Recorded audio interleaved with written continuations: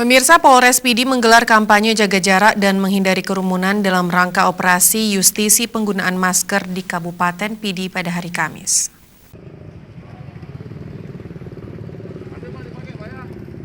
Kegiatan ini dipimpin langsung oleh Kapolres Pidi AKBP Zulhir Destrian dengan membagikan masker kepada pengunjung maupun para pedagang yang sedang melintas di jalan raya menuju ke Banda Aceh dan Kota Sigli.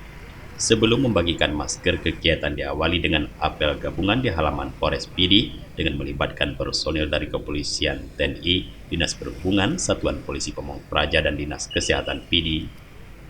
Kapolres Pidi AKBP Zulhir Destrian mengatakan bahwa pembagian masker dan kampanye ini tidak lain untuk mengingatkan dan menanamkan kesadaran masyarakat akan pentingnya kesehatan penggunaan masker untuk mencegah menularnya virus corona di masyarakat.